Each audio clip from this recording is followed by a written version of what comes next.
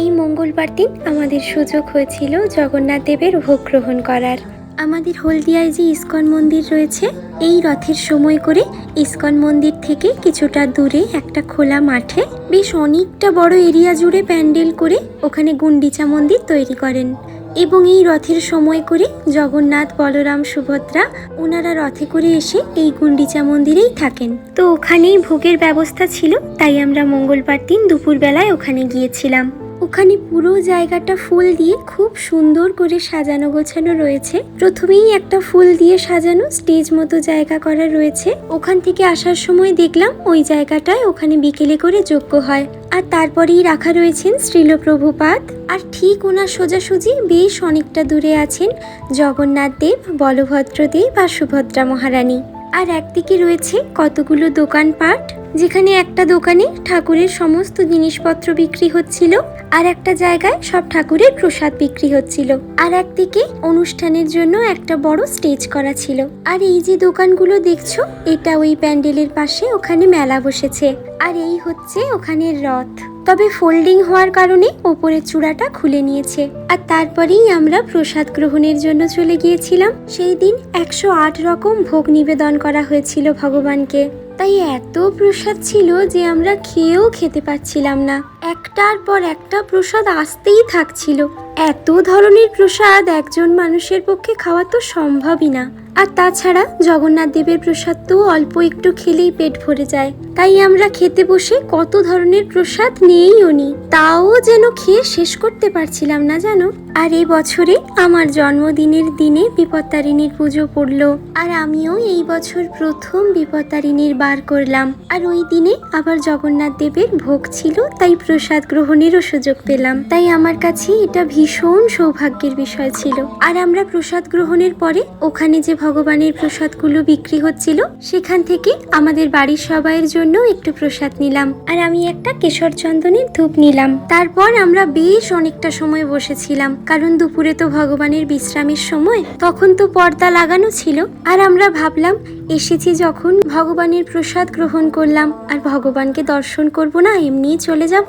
সেই ভেবেই আমরা বেশ অনেকটা সময় অপেক্ষা করে তারপর বিকেলে 4টের সময় পর্দা খুলতে উত্থাপন আরতি দেখে বাড়ি এসেছি। আর ভগবানের উত্থাপন আরতি তোমাদের সঙ্গেও একটু ছোট্ট করে শেয়ার করছি। আর আশা রাখছি তোমাদেরও আরতি দেখে খুব ভালো লাগবে। জয় জগন্নাথ। জয় জয় জগন্নাথ সচির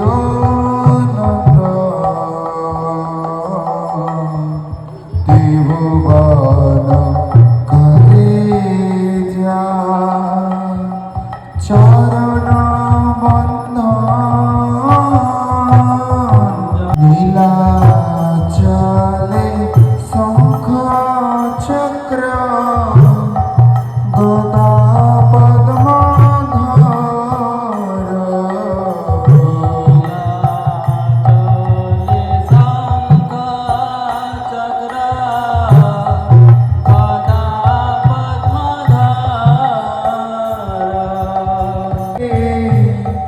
রাবণ বধিলা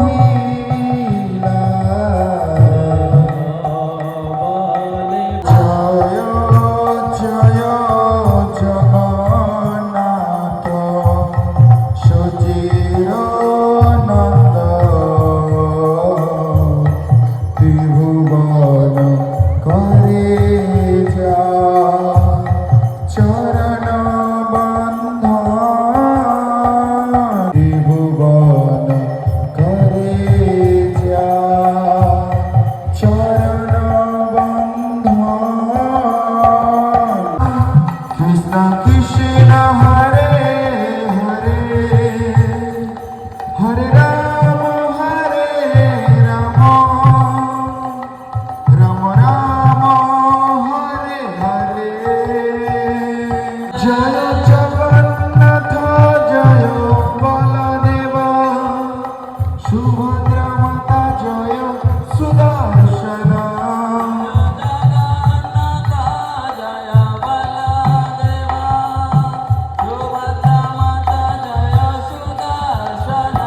জয় গৌর নিতাই জয় গৌর নিতাই